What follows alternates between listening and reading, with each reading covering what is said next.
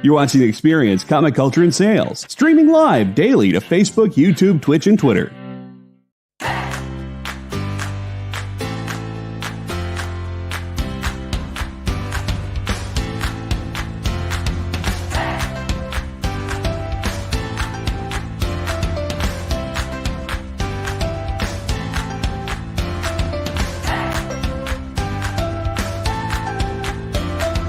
There's something for every imagination at your local comic shop.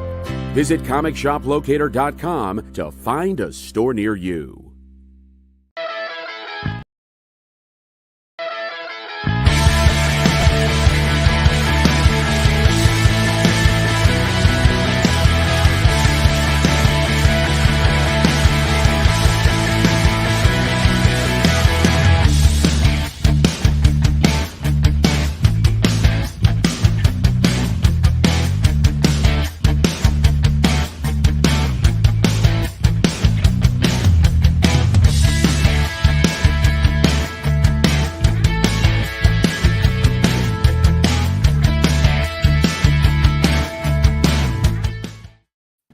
Hey, happy Monday. So we got CJ in the house, Easy Go Lucky, Preston, Marcus, Ron, Kenneth Bird, did I miss anybody? Stevie B, Ed Weird, what's going on, guys?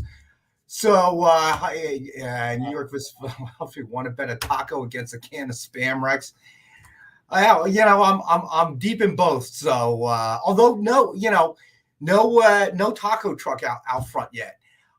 John, we are hoping will be back on Wednesday. That is the tentative date we're shooting for. So he's been pretty much knocked out. I feel bad for him since really around Christmas time. So it's been a good solid couple of weeks, 2-3 weeks really, that John's been out. So I don't know if he feels well enough that he's watching. If you are, John, we're hoping you're getting better and you're feeling better, bud.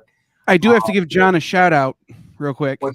Go ahead. I sent him a message and he gave me a recipe that helped me get a 4th date with this girl I'm talking to. So nice. John's not completely out of the picture yet. He's still so he felt well enough to stumble through a recipe for you. Yeah, a proper pasta sauce. Yeah. Listen, if he actually worked here, I begin to wonder if he was making excuses. But since he doesn't work here and he knows that all the comics that he normally takes are just stacking up right now. So I hope he does get better just to move those comics, that stack of comics out of the way would be nice. But John, if you're watching, buddy, Kyle says thanks for the recipe. It's a winner, apparently. We'll see if John's next recipe to Kyle continues to be a winner, but I'm confident that it is. So basically, if it goes wrong, Kyle, it's completely on you at this point. Did that recipe have bacon in it? Does any of John's recipes not have bacon in it? His recipe for popcorn has bacon in it, people. Okay. If he can find a way to mix his popcorn and into it with some bacon, I'm pretty sure that it does. But Robbie, how you feeling, buddy? Oh, doing good, man. Doing good. Had a great weekend. Got some great shows tonight, including this one. And also got the Cowboys playing their playoff game tonight. So it was a crazy weekend of football. That Jacksonville game was insane. I got to tell you that I have something, and I was telling a friend of mine here at work, a colleague here who is a huge Niners fan, that I found another reason to hate San Francisco. All right. And the reason was because during the Seahawks game, it looked pretty good. It was a game of two halves, right? Looked pretty good. Looked like the Seahawks were hanging in there. And then obviously just the wheels fell off the wagon and it just went out of control. And it was just they opened up a can of whoop butt and they just whooped the Seahawks nice and bad, right? Yep. So then I start watching the next game and I'm watching Jacksonville. I'm watching Trevor Lawrence throw four interceptions in the first half, 3 in the first quarter. And I'm thinking, oh my God, this is not going to be good. Yeah. And I promptly fall asleep. And then wake up thinking, kind of dazed, thinking, oh, well, so much for the Jaguars and Doug Peterson. And I'm looking at, you know how when you wake up, you immediately start checking your phone. So I start checking my phone. I'm like, Jags win. Wait, what? Maybe that was a dream. Right. So I go back and I start looking. Hey, now you're questioning your reality, right? Now you're like, wait, do I remember? Reality, yeah. I remember. Hey, Rex. Yeah. Real quick. I'm about to order pizza. You want anything? Are you really ordering pizza? I'm because really ordering you know pizza. You know what my standing order is. No, You, me, and John. What's that? Really? No, I'm kidding. Anchovies. Of course. Okay. Actually, where you order from Angelo's, Yeah. I go and get slices sometimes after the show with anchovies on it. They remember me because of the anchovies. Cool. So few people order it. All right. So tell them Rex, and maybe they'll throw a little extra on it. I'm worried about what extra they'll throw. I can't guarantee anything. I won't be liable for that. That'll be a surprise. That's the flavor. You know, Rex, I had a very similar experience with the Jags game because I got on social media and I just saw I got a bunch of Jags friends, right? And I saw them all just be like, "Why is Trevor still in the game? This is pathetic. This is a disgrace. Oh well." So then I looked and I'm like, "Oh, they're getting creamed, right?" And then I didn't pay attention to the game until the morning. I got up and I scrolled through my feed and I'm just like, "Wait, what? What just happened?" And then yesterday, I'm at the store and I'm seeing the Bills play and they have scored 2 touchdowns in like 2 minutes to start that game off, right? So I'm like, well, that's right. I checked some of the highlights and I'm like, whoa, that game was a nail biter. And then the Bengals ending with the Ravens, like it was a wild week. There was no easy game. I mean, really, there wasn't. Even the Bengals Baltimore game. I mean, you know, I give the I forget the backup quarterback's name, but you know, I give him credit. He did a pretty good job in my opinion, except for that one, you know, a short yardage touchdown where he goes over the top and he fumbles the ball, and that's just one of those things that happens. But I've got to admit, it was a full slate of games, and each game was a nail biter. Right? There was no other than the Niners game. Okay, I mean that was good for the first half, and then it just went off the rails after that. But other than that, there was no real guarantee in any of those games. You know, the Giants game was a big one. I didn't really kind of see that one either, but I did kind of see it coming as well. Okay, you've heard me say time and time again, Kirk Cousins overrated, always been overrated. I thought that they were the most questionable. What they have, 13 wins, 12 wins, I forget. I think maybe it was 12, but it was the most questionable of the 12 wins. Yeah, still, you know, all of them, most of them by you know, a single score. So I thought that they were questionable. San Francisco their defense just looks, man. They got too many weapons. It's insane. The non-biased fan inside of me, if you know, obviously I want the Cowboys to go all the way.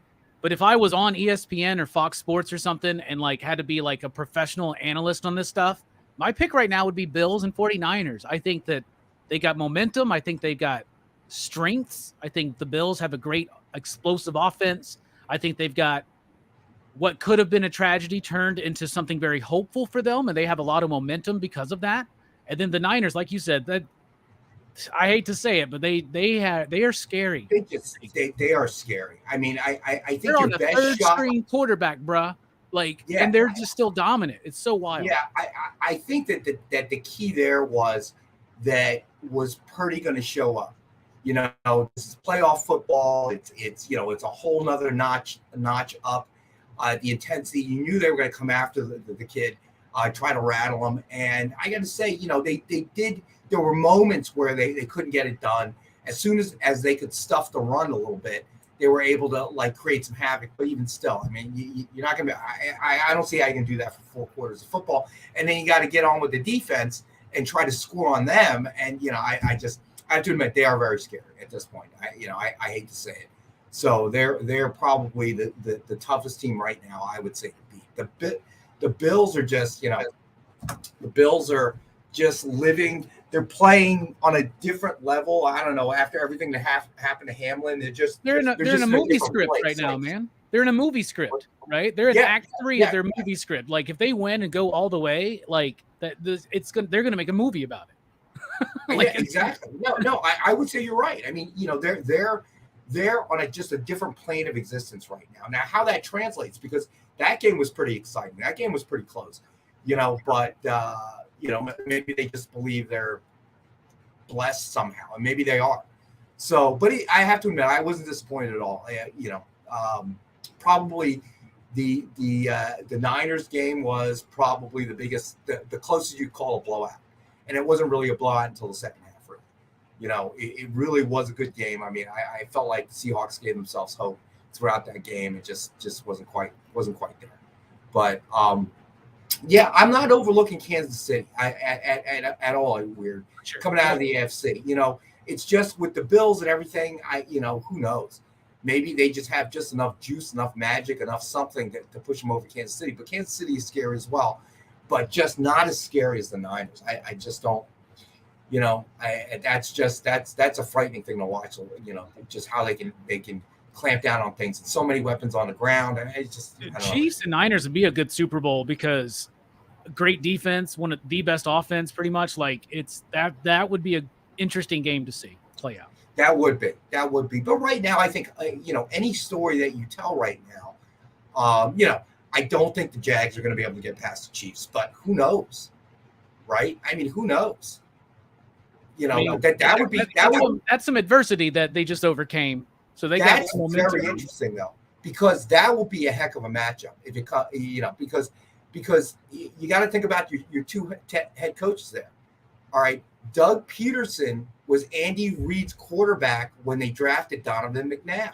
That's right. Oh my goodness! And Andy Reid wouldn't play McNabb that first season, and Philly fans, we were screaming for it because Doug was the tail end of his career. He was never a real true starter, if you will. And he was kind of a placeholder, and Andy wanted to give it an entire season, let Donovan kind of be under his wing. And you have to admit, Andy was right. He's done that a number of times. All right, he did it in Kansas City with Alex Smith and Patrick Mahomes. Could Mahomes have been a starter his rookie year? Absolutely. Look at him now. But did he benefit from a year under Alex Smith?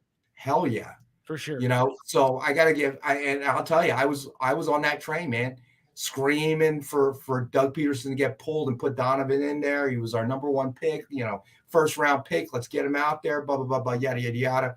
And this time it worked even better because I got to be honest with you, it turns out that Patrick Mahomes is a heck of a lot smarter than Donovan McNabb.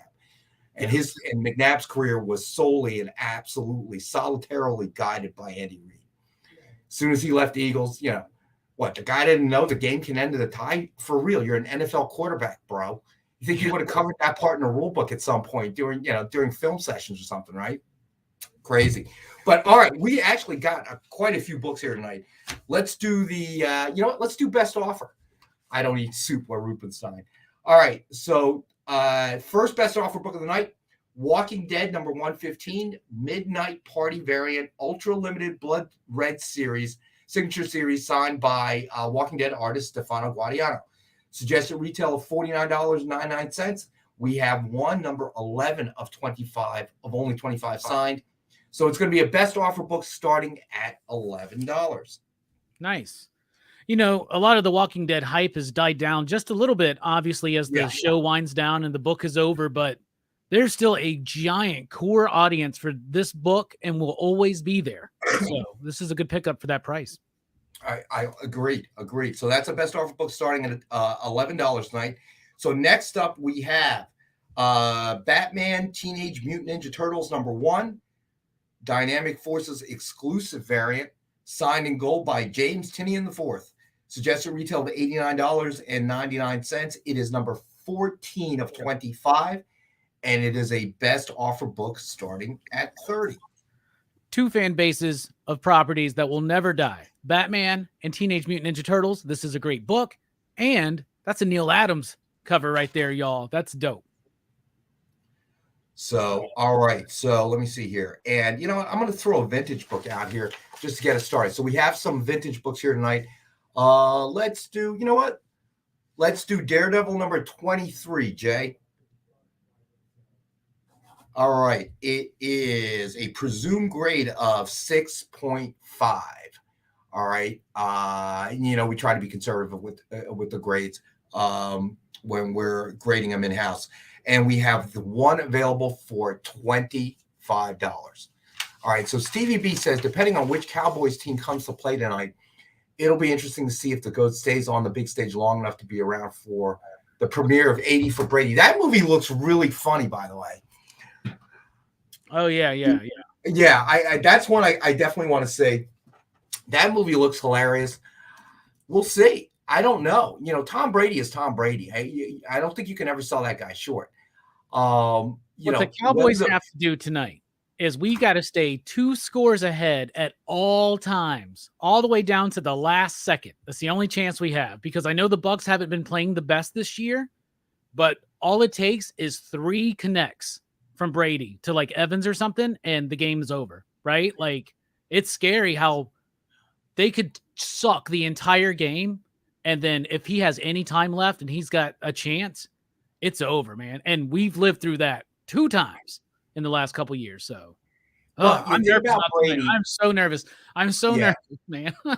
I don't blame you, dude. I would be too, because the thing about Brady is that in Tampa. It's in Tampa because of the rules. Like we can argue that like an 8 they won the division. They won the division.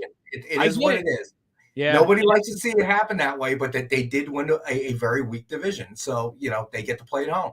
Yeah. But ultimately, I think the question becomes this: is Brady is Brady. So the physical skills are beginning to wear on him a little bit. You see it. I think we've seen more errant passes coming out of Tom Brady this season than we ever have. Okay. You don't have really the weapons around you that you need. Fournette is not running the way he was, I guess. So it's hard to say what's going to happen there. But again, what I don't think you're going to see Brady do is you're not going to see Brady make mental mistakes. Not a lot of them anyway. He tends not to do that. Okay. He does get frustrated at times, but he doesn't tend to make a lot of mental mistakes. Now you go to the flip side and you got to look at Dak. How much is Road Collecting? What's going on, man? Thanks for joining us. How much is Dak Prescott's confidence kind of, some of the press out there right now, they're saying that this game will define his legacy one way or the other.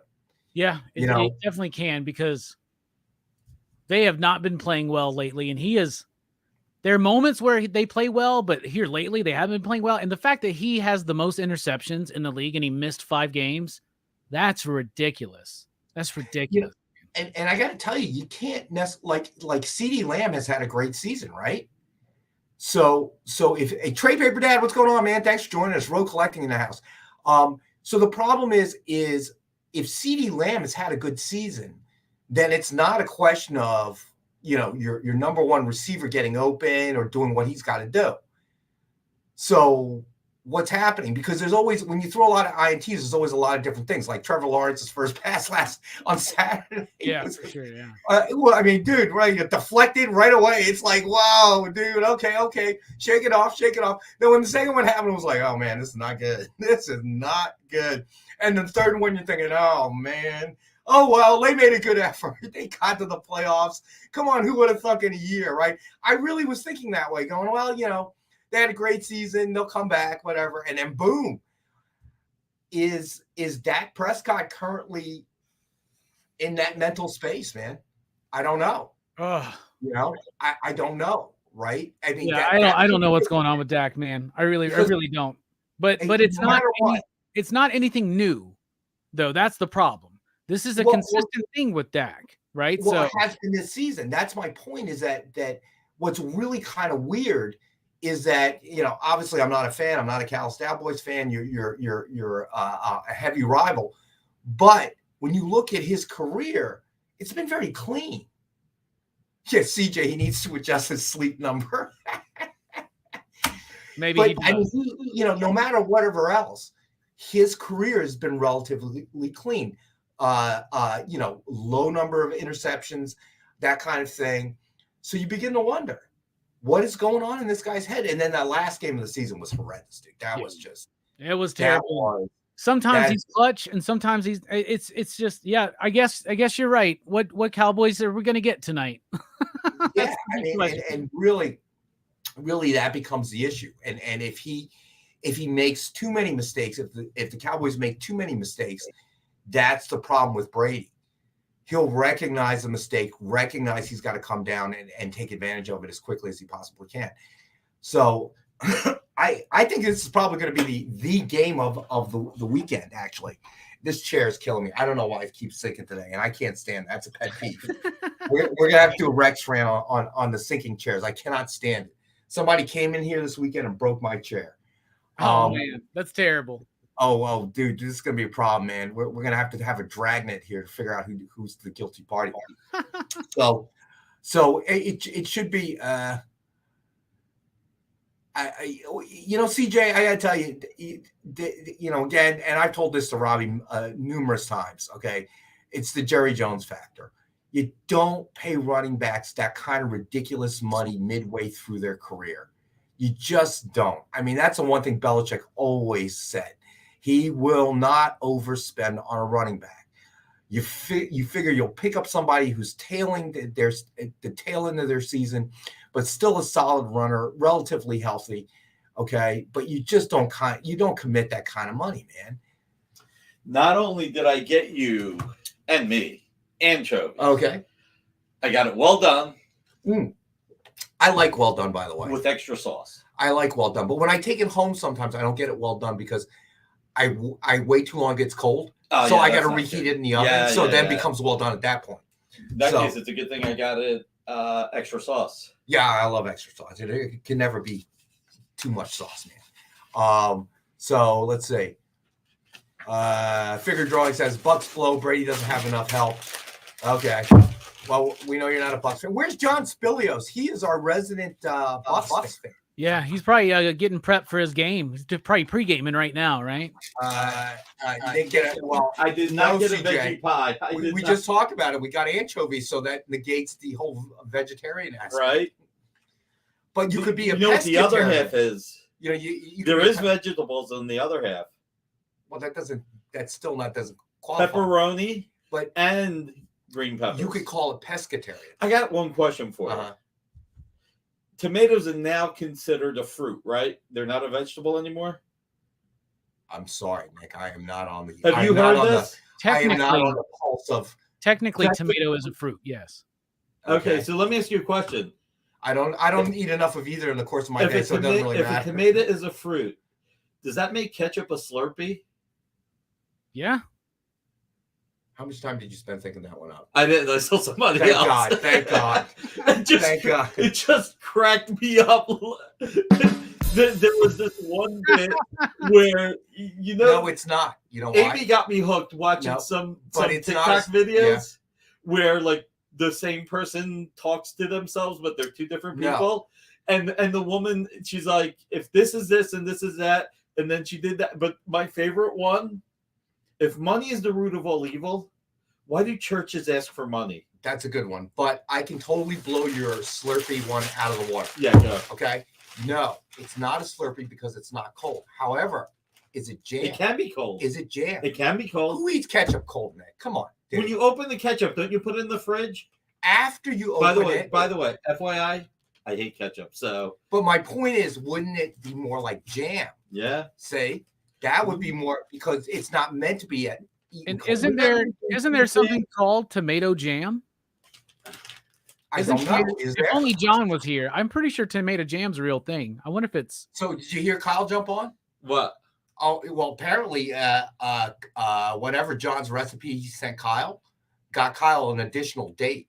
So John's recipes are now an aphrodisiac, I guess. Wow, nice. That's something there. Close relative to gazpacho. Yeah. All right, real quick so that I can leave. Who would like to buy over $100 worth of DC books for $50? All the money going to Fat Jacks. Boy, I hope Amy has a copy of that one because I don't even have that written. No, you don't. I just want to see if anybody even wants to buy it. Bacon jam is a real thing. Yes, bacon jam is a real thing. Actually, everything tastes better with bacon. Actually, the first time I had it was, that Christmas village they had in Philly by City Hall. Bought a whole jar. You know who doesn't know that bacon, everything tastes better with bacon? Who? Vegetarians and vegans. Well, vegetarians, they lie. They have stuff cooked in bacon oil. No one Kanye. John's cooking in date book. That's right, Edward. That would work. CJ. Of DC Comics, $4.50. Okay. Right. Trade paper dad. Avarice is the root of all evil, not money specifically. I think that's avarice, Nick. I'm not that smart. English is my second language. I like the pronunciation of avarice. It makes it sound more sophisticated. It does, doesn't it? Yeah. Adds that French flavor to it, I guess. Avarice. Orange Lantern. I'm only going to show this once. All right. If you want this, you pay Fat Jacks directly. You get this Superboy. You get this World's Finest. Actually, the cover to this just sold on Heritage this weekend. Interestingly enough. Trinity.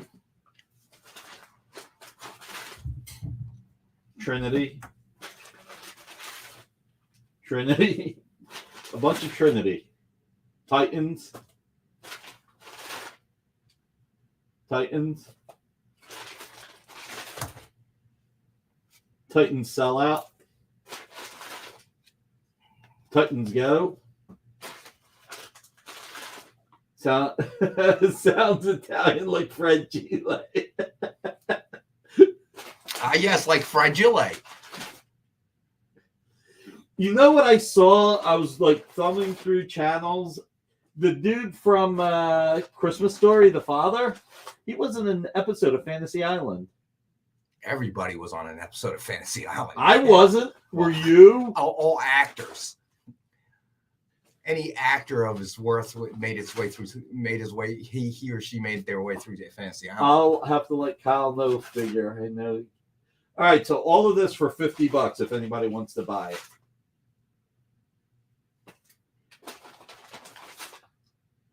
It's like 25 books in here, if not more.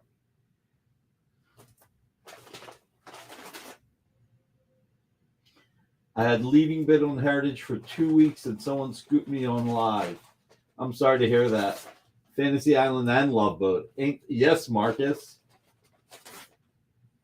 Well, if you were on Fantasy Island, you were usually on Love Boat or vice versa. That seemed to be a rule.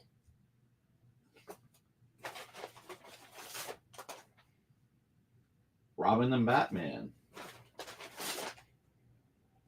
Oh, both issues. All this for $50.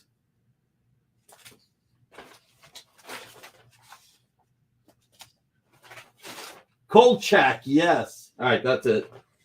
I'm out. Until a lot of books for $50. All right, so actually, you brought us right into the break, so that worked out good. So now the goal is to have a Fantasy Island. There is a Fantasy Island reboot now. It's on Fox. Really? Yep. Young John Startle TV is tattoo. John with hair. Did you see the Fantasy Island movie that came out by Jason Blum? Random is Key wants to know how many books that is.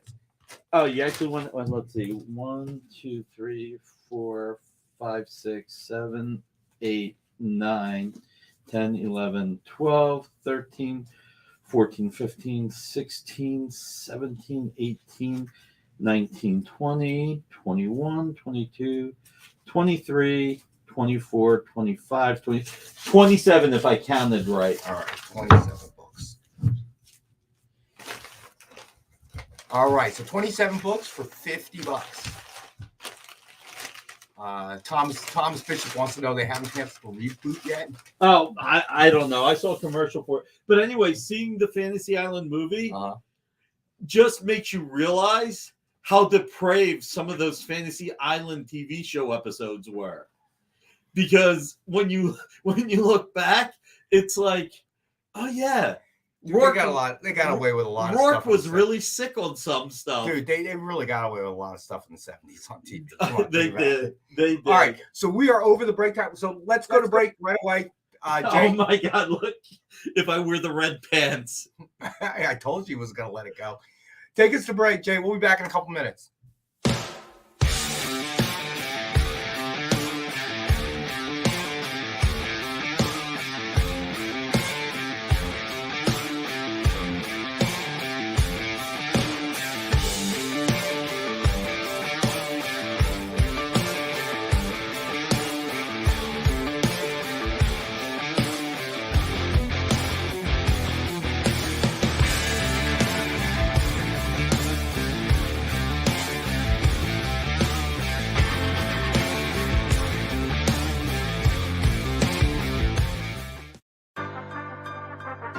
Do you remember what it was like when you were a little kid and you got a letter in the mail? Now imagine that letter was filled with information about your favorite shows, pop culture questions, links to things you're going to want to see later, and even sneak peeks at upcoming programming here on The Experience. That's what the EXP mailing list is. Every week, we send you sneak peeks, information, and all of the relevant links for all of the shows you want to see. Sign up now on our website or scan the QR code that's on your screen right now.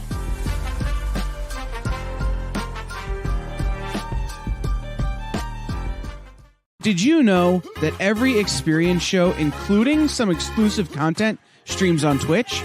Check it out, twitch.tv/the_EXP. Or just scan that QR code. You just finished the last episode of your favorite new show, and you just have to talk about it. But all your friends are ghosting you because of that incident last week at the buffet. Oh, you know the one. What you did to that chowder. Ugh. Keeps me up at night. So what do? Join writer Dan Wickline as he breaks down all your favorite pop culture media. Whether it's a review of the latest nerdy TV show or a dive back into the history of your favorite comic characters, Dan's ready to discuss all the hottest topics live. Join the conversation as Dan live streams Tuesday through Thursday at 5 Eastern, 2 Pacific on Twitch, Twitter, YouTube, and Facebook. The Dan Wickline Show on The Experience, Comic Culture and Sales.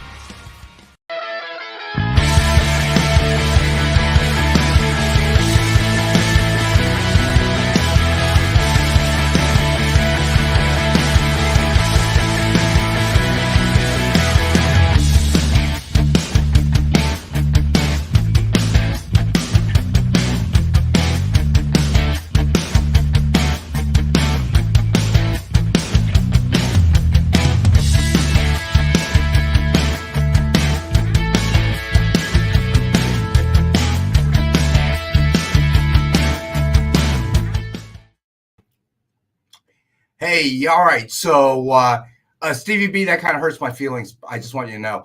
OBR, what's going on? So, random is key. Random, that would depend on what part of the country you're in, actually. So, we could ship it because it's not going to be light. We could probably ship it medium mail, which is slower if you want it. And that would probably be cheaper. But if you are interested, random is key. I could probably get you an exact cost sometime tomorrow morning if you want it. All right. But why don't you email me and Amy? So you can email me at rex.lang@dynamite.com. And actually, Jay, if you have a minute, if you could throw up mine and Amy's email, that'd be awesome. So if you're interested, random is key. I can find a way to ship it to you at lowest price possible. Media mail, I would say, would probably be, depending on what part of the country you're in. But I'd say to California, maybe under $10, I want to say. And I'm just guessing right now, bro. So, that's a good point, Marcus. Actually, I could do that. Hold on here. Let me put this in for Jay.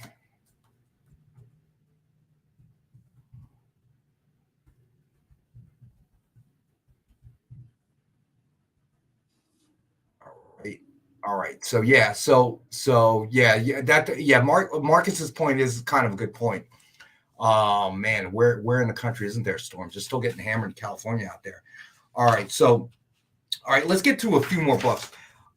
So we brought the first two, I think it was Lexington and Goliath, the Gargoyles #1 cover sketches by Ken Hazer. When I put it up the first time, I thought we had multiples. We don't. This is actually the only set that we have. It's the only set that came in. All right. So we'll break them up. We'll sell them as a set. Because it is so new, we can't do any kind of discount on it. But this really is the first place that it's really ever been seen, the Ken Hazer cover chats. So I'm just going to go through them real quick. So, all right, first up, we got Gargoyles #1 with Goliath cover sketch by Ken Hazer. And we have the one available for $99.99. Then we have Gargoyles #1 with Lexington cover sketch by Ken Hazer. And we also only have one available. for $99.99. Then we have Gargoyles #1 with Brooklyn cover sketch by Ken Hazer. Also have the one available for $99.99. And then Gargoyles #1 with Hudson cover sketch. Yeah, I love it. Weird, I know. I love the way the eyes pop. And we have one of those available for $99.99. And then Gargoyles #1 with Demonis cover sketch by Ken Hazer. Suggested retail of $99.99, and we have the one available for that price. Man, those all look absolutely fantastic. Yeah. Using that white media on that red really makes it pop. Gives it a cool look. So we have either the complete set, depending on who wants to get what, or we'll break it up. But obviously, as soon as somebody makes a claim on one of them, then won't be able to get you a complete set. All right. So then, let's see. And let's throw this one out there too. Star Wars #108, signed in silver by the legendary Walt Simonson. And it is number 12 of only 77 signed in silver. Suggested retail of $69.99. And we have the one available for $59.99. So Robbie, on the gossip front, I mentioned this to you last week. Yeah. But there is talk from the hardcore Snyderverse fans about, instead of going with the hashtag fire gun, they are now going with sell the Snyderverse to Netflix. Yeah, I don't know if this is even a realm of possibility, if any execs on either side have even thought about it. But the hardcore Snyderverse fans are chasing after this. So I don't know. They got to chase after something, right? Well, they want something. I mean, I have to admit, they are persistent, okay, if nothing else. And they persisted to a point where we got the Snyderverse release of Justice League, so on and so forth. So I don't know.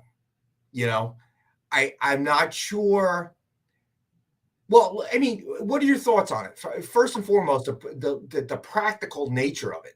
Well, practically, it doesn't make sense at all, right? Like, there's no way Warner Brothers is going to take. Okay, so let's just say they do this, right? They license out the Snyderverse or whatever for somebody else to finish. And that's what we're wanting, is we want that conclusion of that Dark Side story, right? I mean, it sucks that we're not ever going to get that. But we did we got the Snyder Cut, at least. Like, that was a big monumentous feat for fans, right? However, this whole idea is kind of, it's like, you think that they're going to take billions of dollars in IP and let somebody else do something with it and try to have success with it? They're trying to have success with it. They don't want to dilute their own brand by having something else out there that they're not in charge of, that they're not in control of. Also, Netflix has been reporting losses. They ain't got the money. They ain't got the money to buy those rights, because it ain't cheap to license Superman, Batman, Wonder Woman, Aquaman, Flash. You get what I'm saying? So it's just one of those things where it's just this persistency of this core group of hardcore Snyder heads that want, it to continue. And I get it, and it's unfortunate, but it's not something that's ever going to happen, I don't think. I think it's preposterous. And I was watching the John Campea show. They were talking about this the day you mentioned we should do it on our show. They actually, that was like their title cover story on their show that day. Right. And I was like, oh man, maybe we should have done it. But then they also talked about the raising prices of streaming. So I was like, whoa, we're on the nose. We all have our fingers. They're stealing from us. Right. Or vice versa. I mean, yeah, right. It was the same. Actually, one of the thumbnails looked very similar. I'm serious. And it's the same day. And my thumbnail came out first. Anyway, that just means we Google searched the same thing and got the same image. But or they hacked you. What they said that really got me, if you're really a fan of Snyder, go support what he's doing now.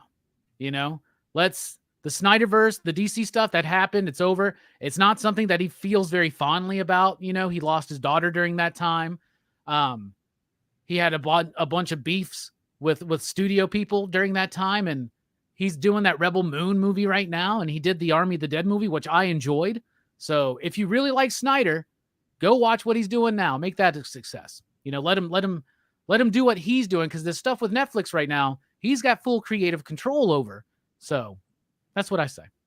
So Lost in Comics, thanks for joining us, man. So the article that I sent you, right? The guy makes a reasoned explanation of why it could happen. Okay. And we've talked about it before, the Batman Joker universe, and it being separate from what Gunn and Safran are doing, right? And I think that's the danger. See, this is what the Snyderverse fans are clinging to, is that you can do both, right? You can do both. You're doing it with Batman and the Joker, and that's a hard argument, because I think it's pretty certain, no matter what Gunn ends up announcing, it's not going to somehow fold in the Batman and the Joker independent movies. For sure. So that kind of gives it hope. Yeah, but it's just the practicality of it. Like, Netflix ain't got the money to buy those IPs, and there's no way that Warner Discovery wants these properties to be influenced by people outside of them. I don't think. And I think because in a time where they're really trying to hone things in and have a guided hand coursing their movies, I think I get that people want this. But here's the thing: Snyder ain't going to come back and do it. I think Snyder's done. I think he's done with that, man. Like, but I think that all of this kind of touches on stuff that we talked about before. So where Rubenstein put up something I think is very interesting. He's saying that, hey, with Warner Discovery, who knows? And I kind of feel like there's truth to that, because now first and foremost, obviously, putting Gunn and Safran in the positions there was a good first step, in my opinion. Right? They did some things that even I'm not happy about. Certainly, a lot of people are upset about Henry Cavill not returning as Superman, and it's true that it's been the wild, wild west. Yeah. I mean, look, now we come to find out how much influence Dwayne "The Rock" Johnson had, and how much influence he had. It was enough influence to have Cavill in the final credit scene, right, returning as Superman. Yep. And then obviously, doing what they did with Gunn and Safran, that obviously completely got shelved, that idea. But then you have, of course, the cancellation of Batgirl, which no matter what, we're sitting here scratching our heads. You've dumped all this money into it. Fans want to see it, and you refuse to release it, right? Somebody just said something. Maybe it was Rubenstein, right? You begin to wonder how the decisions are being made in that way. But I think that's where the Snyderverse fans are linking onto, is that you can't have that separate thing. But I also agree with you. So a couple of problems. I mean, maybe it's not Netflix, maybe it's another partner, but the problem with Netflix, as you say, they've got a revenue stream problem. And even when they create stuff, they are the least likely to go direct to theaters. They're going to go direct to streaming for supporting their business model. Where they have started playing around with that, though. So they have. But that's not Glass Onion, right? It was out for a week before it streamed, and that actually made money. And then they're doing it again with something else. I don't remember what movie it is now off the top of my head, but there's another movie coming out that they have decided to go ahead and release theatrically as well. And I think that's a good thing. You got like a 1 week theatrical window, then it pops on Netflix, because the people that want to wait, they can wait a week. And most of you don't mind waiting 3 months to watch a movie on a streaming service you got, and I like that, because it still gives people that love that theater experience the chance to see these films in theater, because some of these films are beautifully and wonderfully shot, and cinephiles like to see them on film, if that's possible, even though that's rare now because it's all digital projectors and stuff. But there's something magic about the theater to a lot of us. So Figure Drawing is saying that, fans would have welcomed a non-Snyder Cavill movie, and that Gunn could have done it. But, Gunn's approach, and he made this announcement, I think, over the weekend, is that he tried to shut down the Superman rumors, in that the script's not written and he's not going to cast before he has a script, which kind of makes sense, though, Yeah. Why would you cast something without a script in hand? Yeah. Until you have the story and the character 100% evolved in that form. Yeah, for sure. I even said, I bet they've already cast Superman. Now, I tell you this, I guarantee you that he's got 5 pictures or so on his wall in his office of people that he's thinking about, though. I guarantee it. I wouldn't disagree with that, but here's my point, though. Okay, so Ed Weird, let's see what he says. I get Snyder fans being upset, but dividing your characters up on various platforms, I think, would be a disaster for DC. I would agree. None of your products will see great success if you have these fans only watching these movies and those fans only watching another version. You need to try to unify your fan base, not try to make every single group of fans happy. Just my opinion. I would agree with Ed Weird. I think figure drawing, I think that, and we don't know this because Gunn and Safran haven't announced anything, but I know that you and I have discussed it, Robbie, is it a good idea to start your universe by going back and talking about Superman origin again? I don't think so. Just like we don't really want to see another Batman origin movie. And are you really utilizing the strength of what I think, James Gunn brings to the table? And that's taking mid-tier characters and bringing them to the forefront through a great he's been doing that because he hasn't been able to use top-tier characters yet. You know what I'm saying? Like, this is part of his rise, and he has straight up said this is not an origin.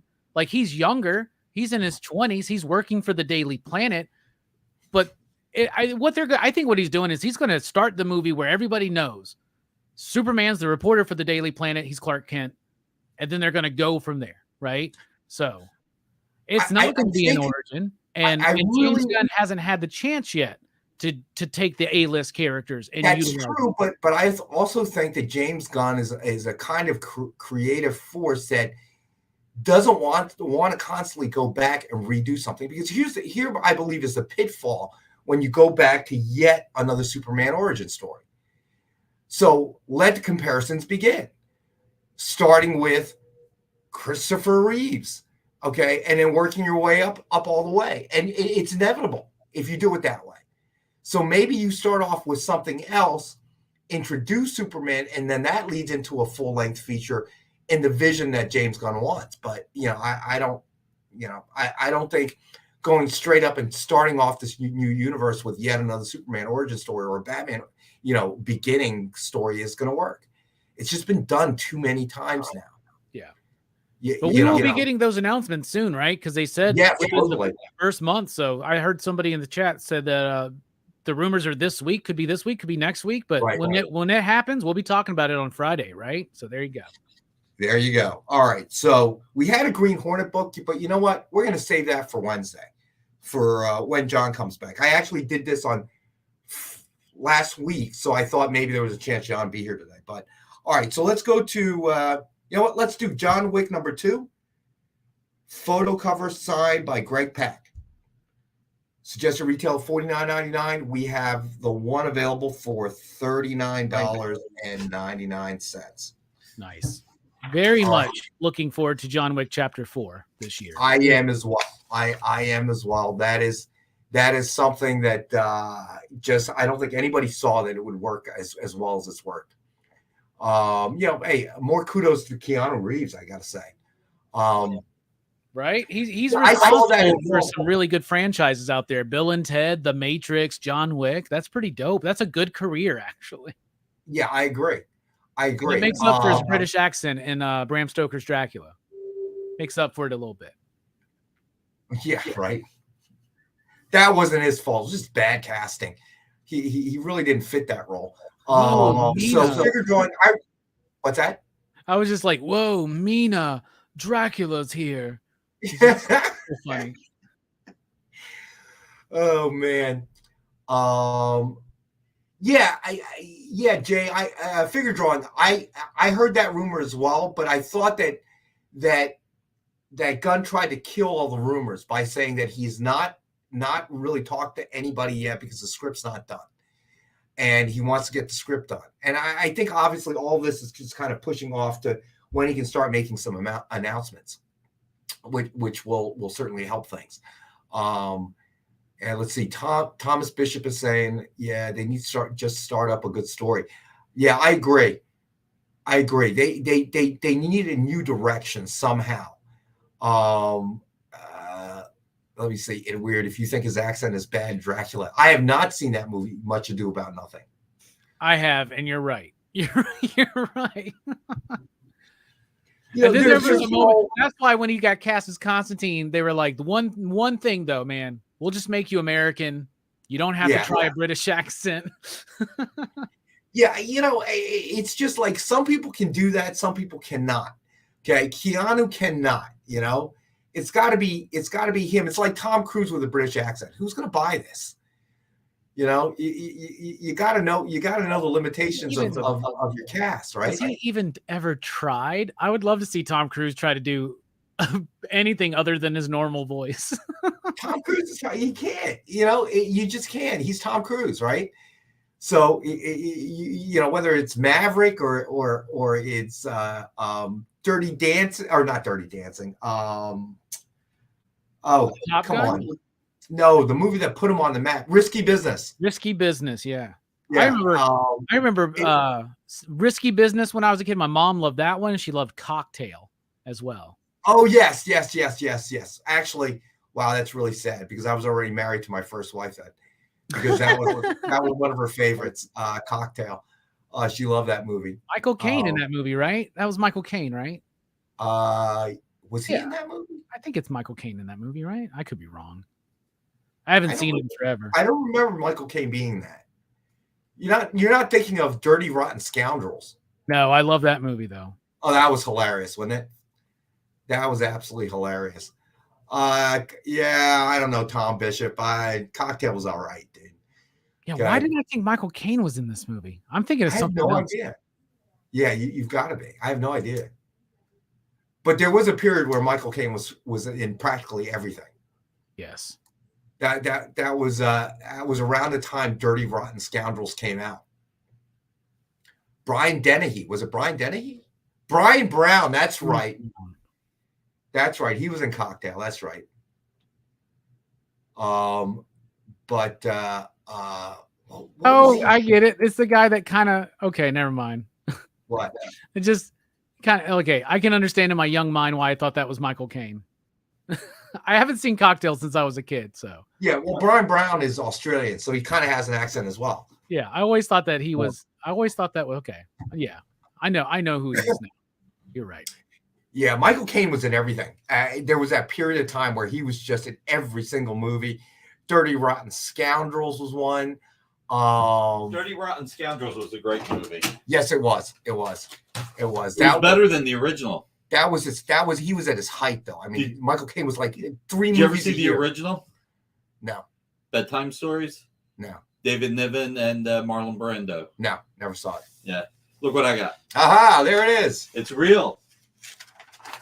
This chair keeps sinking. This is going to make me nuts. We may have to cancel the show if this chair keeps sinking. Is it still sinking on you, man? It is still sinking, man. This is my pet peeve. It makes me nuts, dude. At least you got pizza, though, man. Look at that. That's what makes you nuts? Yeah, actually. Yeah, that's I don't know what to tell you. That is one of the pet peeves that I have is about sinking chairs. Remind me never to order extra sauce again. Why? Oh, not crazy. Is that sauce on all on the top of that pizza? Yeah. That's heartburn central right there, man. Looks fine to me. I don't know. Yeah, everybody's comics that you buy today is going to smell a little bit like anchovies. So. I think, you know what? Here's the one thing I'll say. Looks like ketchup. You mean tomato jam? It does actually, yes. It does look like tomato jam. It just looks like that because it's well done. All right, so before I eat, what have you offered so far? All right, here we go. We'll do the Rex Cap. All right, here we go. So we've got The Walking Dead number 115, Blood Red Signature by Stefano Guadiano. Best offer book starting at $11. Anybody make an offer? No. It's at $11. Whoever says 11 gets it. All right. So it's no longer a best offer book. It's just $11. It's just $11. What's the MSRP on that? $49.99. Oh my God! And there's only 25 in the world. Wow. Yes, 11. It's 11 of 25. All right. So the next up, we did Star Wars number 108. Yeah. Signed in silver by Walt Simonson. Just retail $69.99. We have it for $59.99. number 12 of 777. We'll make it an even $50. 5-star at 50. Ed Weird bought The Walking Dead. All right, Ed Weird, you got it, buddy. All right. I'll tell you what. I'll even throw in. I tell you what. I'll chip in $5 of the Fat Jacks package. We'll make it 45. I'll chip in $5. Right, either that or I'm going to buy it myself. Actually, 45. Half grade up with anchovy smell for grading from CGC. What else did you offer? All right, then we did the John Wick number 2, signed by Greg Pak. Suggested retail $49.99. We have it for $39.99. Let's do it for 25. All right, so this is the pre-Nick eating pricing. All right, here we go. It won't get any better because there's anchovies on there and pepperoni apparently. Pepperoni and green peppers on half.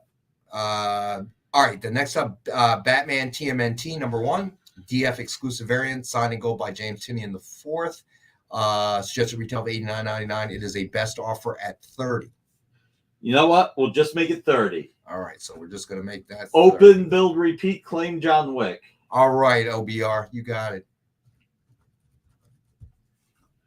All right, cool. So Batman Teenage Mutant Ninja Turtles is now just 30, not even best offer. All right, so now it's You know what? Okay. 5-star at 25. All right, so now it's 5. Now that's silly pricing. All right, We're at silly pricing. James Tinian the 4th, signed in gold, number 14 of only 25 signed. And Preston claimed the Turtles. All right, you got it, Preston. What else? So we did the entire set of the Gargoyle sketch covers. I don't think there's much you're gonna be able to do there. Yeah, we can't do anything there except for free shipping. All right, so so that is now free shipping. You know what I'll do? What will you do? If anybody buys 2 Gargoyles commission cover art, I'll throw in a random new Ken Hazer commission cover art. If somebody buys all 5 Gargoyles commission cover art, I'll make it 3 random Ken Hazer commission cover art. So hold on. So 2 sketches, free Hazer. Yep. But if you buy all 5, you get 3 Hazers. 3 Hazers. So no hazing, Hazers. Okay. And you get a free slice of pizza. All right. And then we did Daredevil number 23. Oh, now we're getting into my favorite character. And we have the one available presumed grade of a 6.5, and we have for 25. 22. 22. All right. This is vintage. You got to be careful. All right. Hazer shade of winter. Come on, I got to go eat. Let's pick this up. All right. So, well, that's all we've gotten to. You want to get to another one? What's the other Daredevil at? Daredevil number 18, presumed grade of a 5.5, first Gladiator appearance. We have the one available for 60. I'll go to 55. All right. Okay. First Gladiator too. That's awesome. That is awesome. All right. You can tell I'm not crazy about selling these, but that's all right.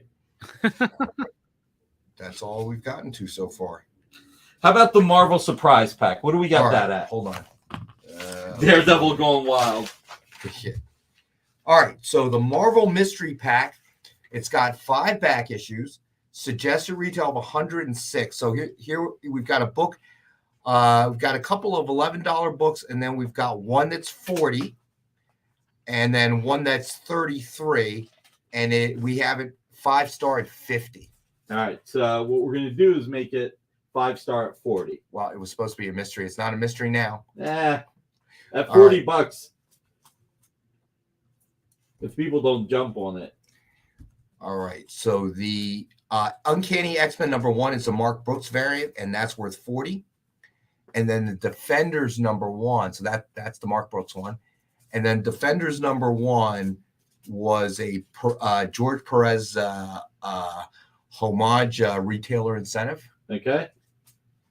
And that's worth 33. So we're going to drop this to 45, I think I said, or 40. What did 40, I say? I think 40.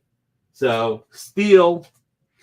So it's $40, Jay. I'm going to take off the books that sold. John Wick sold, Walking Dead, Batman.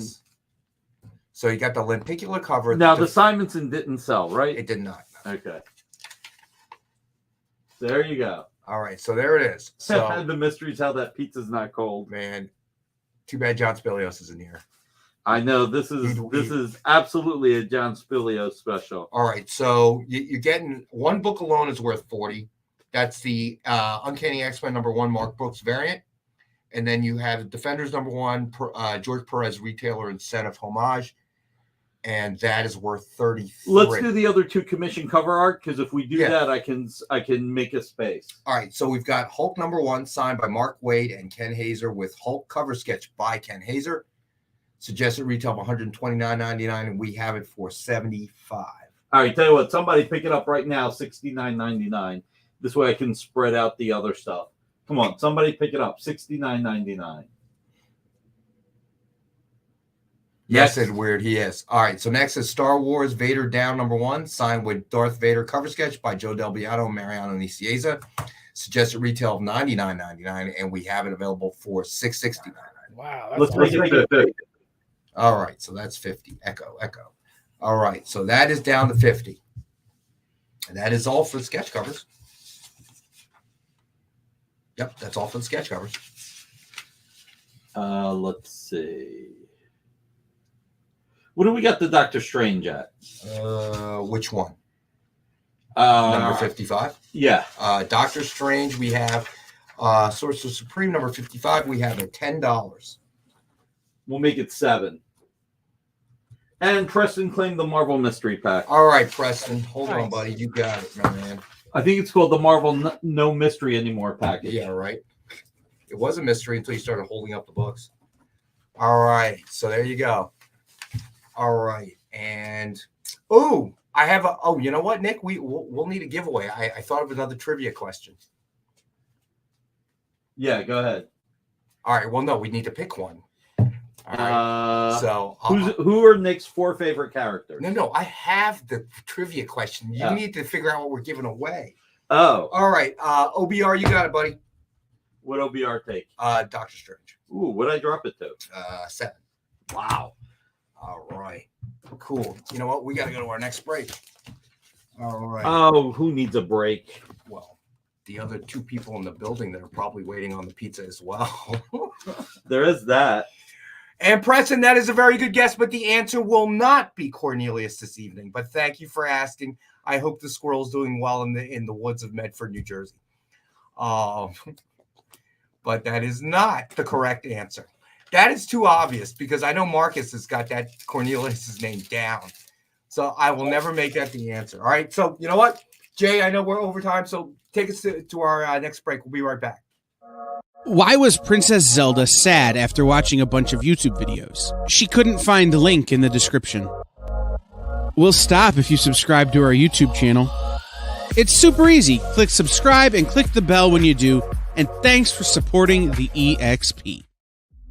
What if Hans Gruber from Die Hard had to battle the Joker from Batman the Animated Series in a dance battle? Or who would win in a race between Baby from Baby Driver and Snidely Whiplash?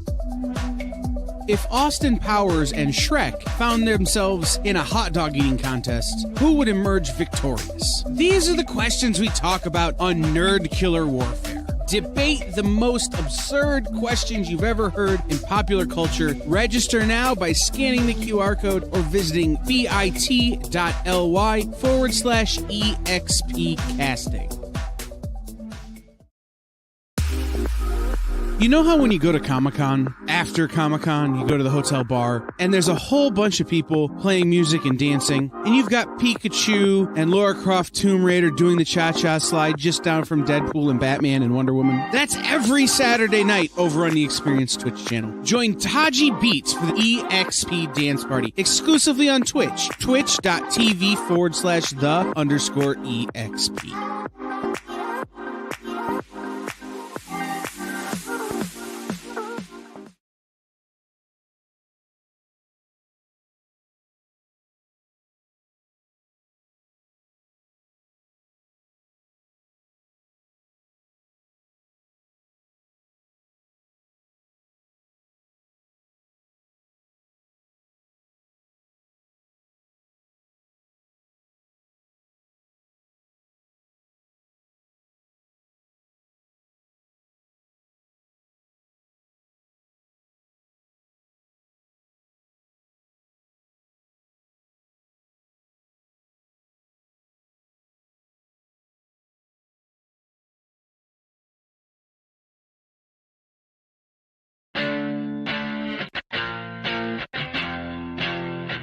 You're watching The Experience, Comic Culture and Sales, streaming live daily to Facebook, YouTube, Twitch, and Twitter.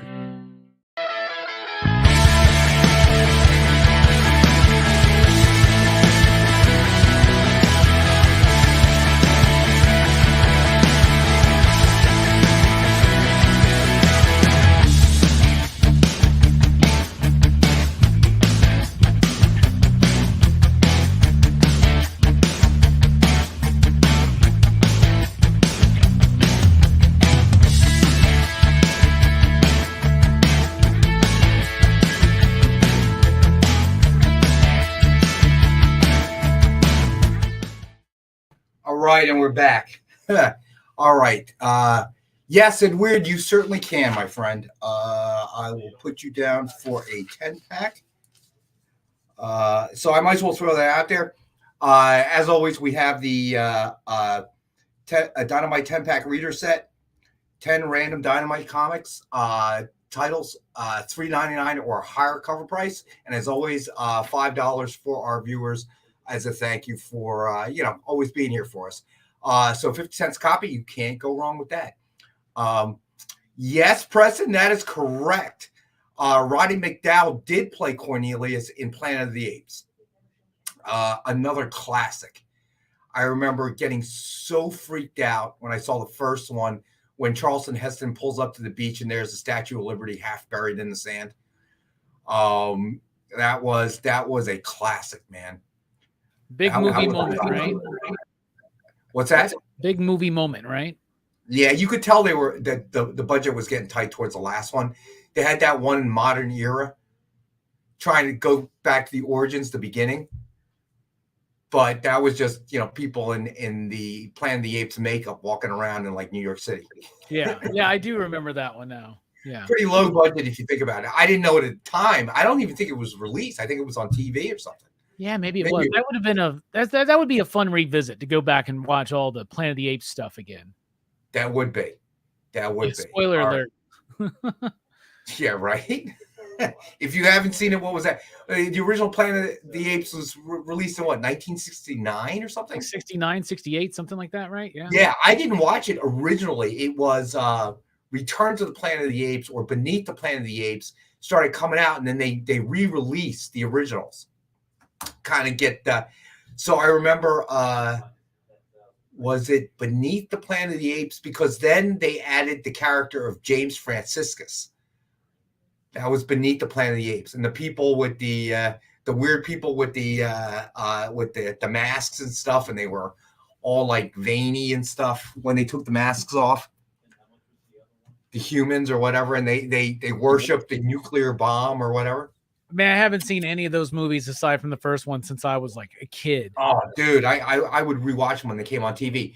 Random is Key. The Hulk sketch is by Ken Hazer, and it looks gorgeous. I know. Yeah, it's absolutely amazing to watch that man work too. Hopefully, sometime in the new year we can get him back on air. Luckily, he doesn't live too far away from us. Yeah, that'd be fun because that was a real fun show when he was here. Yeah, it was. And it was really cool. Obviously with someone with no artistic talent like myself, it was really kind of cool to watch him work. It's very cool to watch Mariano work when he's here. So definitely we'll try to get some more people on people with talent on the air. No offense, Robbie. I'm taking. You were supposed to send me some sketch covers a while ago, if you don't remember. And I was going to do one for you guys. Yeah, you said you'd send me something. I was supposed to send you the blanks. Yeah, the blanks. And make a note. You send me a couple blanks, I'll send y'all something. See what Robbie we get out of blanks. Oh no, we want you drawing on air, my friend. Oh wait, I got to draw on air. Oh my goodness. Jack Steele Comics, thanks for joining us, man.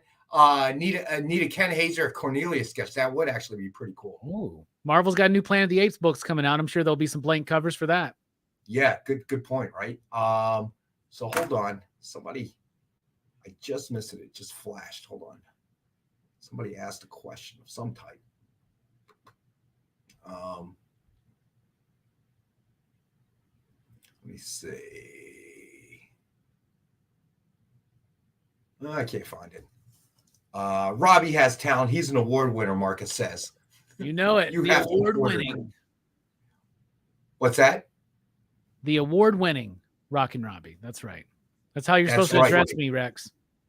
I'm sorry. That's part of the new contract, man. Oh, really? I don't get to see the contracts. My bad. So, well, thank you for joining us, award-winning Robbie. Yeah, that's right. No problem. Always my pleasure, Rex. How's your chair doing? This chair is making me nuts, dude. Seriously. I might have to cancel the show if this doesn't stop. This is making me nuts. This is my one pet peeve. It's making me nuts. I'm gonna have to try another chair for the next show on Wednesday. Preston, I as far as I know, Ken's doing well. Churning them out left and right. I wish they were all coming here, but they're not, unfortunately. So, all right. So we covered the Snyderverse rumors. So what about this one? I read Krasinski is definitely out as Reed Richards. From what I'm hearing, it's going to be recast, and I think it was Raimi that actually said it. So to all the Schneider or to all the Krasinski fans out there who were hoping that he'd be Reed, it doesn't look that way. I would still like him to be Reed. At the same time, how many times did Andrew Garfield say he wasn't in the new Spider-Man movie? That's true. That's true. There is that, but he's already been in a movie. So if he isn't going to be Reed, why would you keep that secret at this point? Unless you just want to announce the whole team all at once. But I think they're going to find somebody. One of the latest rumors I heard was Adam Driver, which seems odd at first, but then the more I thought about it and some of his roles outside of just Star Wars and stuff, that would be interesting, And so I don't know. I mean, I just hope they get a good cast because that's what they need, because you got to have that chemistry come through to make a Fantastic Four movie succeed. And you need a good script. I mean, let's call it what it is. So you need a really good script. You need to find the right timeline and the right way to kind of incorporate them into the MCU. And it's been tried so many times now that it's become almost an albatross. Who wants to be the director to handle this one? Yeah. Yeah, no kidding. And I don't know who I would pick, to be Reed. Are they going young? Do they want someone in their 40s or 50s? It'll be interesting to see what they do. Obviously, they want somebody youngish, I guess. It's going to be interesting to see, because in the last Fantastic Four movie, they tried to take the young approach, and I don't think that works for the Fantastic Four. It works for Johnny. Johnny should be young, but I don't know. I think somebody like an Adam Driver would be fine.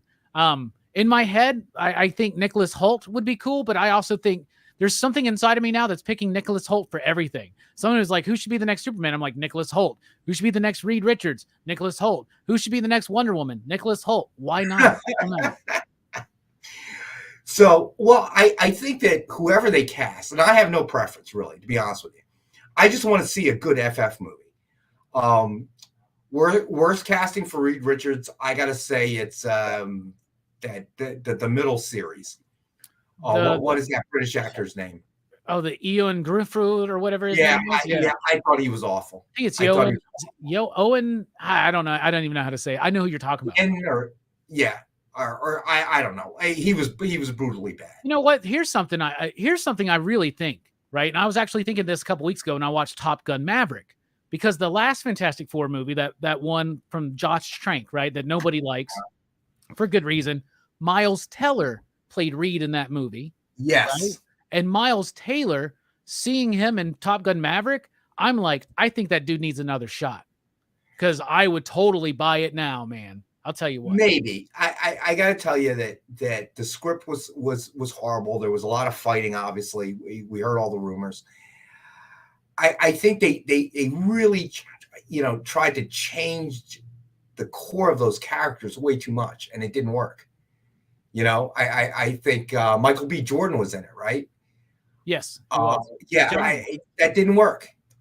It didn't work. And I know what they were trying to accomplish, and they just didn't do it.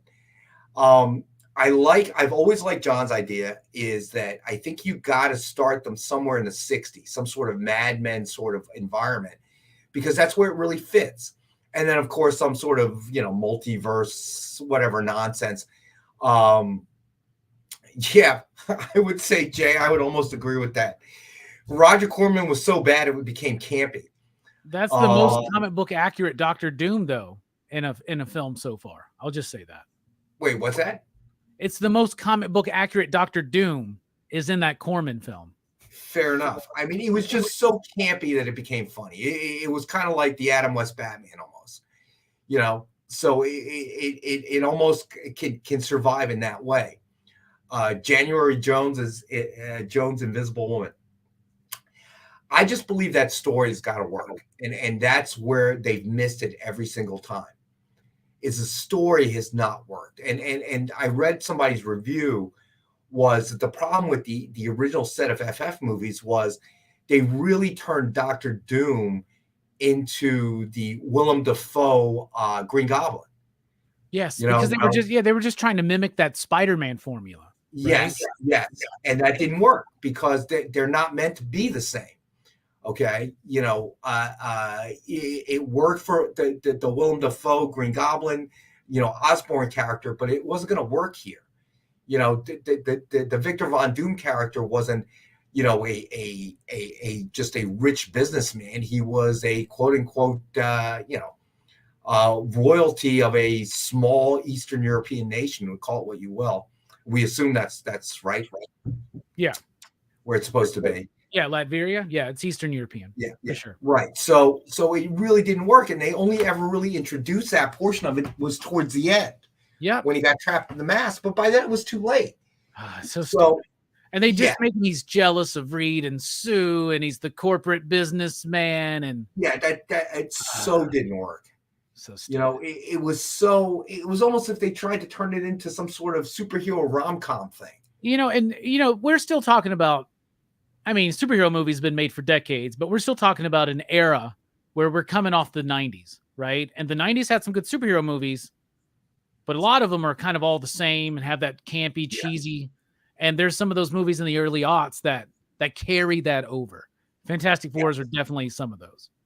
Well, they felt like they had a cookie cutter to success. So they just take that basic framework, just rename the characters and stuff and go on with your day. And it didn't work. It didn't even come close to working, which is unfortunate. I thought that who played Sue Richards? What's her name? Jessica Alba. Jennifer Alba. Yeah, Jessica Alba. Or Jessica Alba. That's right. I thought she was good. I liked her character. Okay. She was all right, but we all know that Chris Evans was the best part of those movies. He was, and that shows the kind of range he had. So I was a little skeptical when it was announced he was going to play Captain America. And it shows you the acting chops. Yeah, it really does. Yeah, it really does. So he is a tremendous actor. And one of my favorite movies of his. Oh shoot, they even ended up turning it into a live streaming series. It was, what I'm thinking of, The Train. I don't. The Train through the dystopia of Earth, Frozen. It's Frozen. Oh, come on. You got to be kidding me. What's that? Snowpiercer? Yeah, Snowpiercer. I'm sorry. Jeez, I've never seen Snowpiercer. So yeah, I didn't. Are you kidding me? No, I've never seen. I just typed in Chris Evans Train, and that's what came up. So you're kidding? You've never seen that movie? No, I haven't. Oh, you gotta watch this movie. Good? All right, I need the viewers out there to back me up here. It was. I don't trust Rex. What do y'all think? Y'all let me know.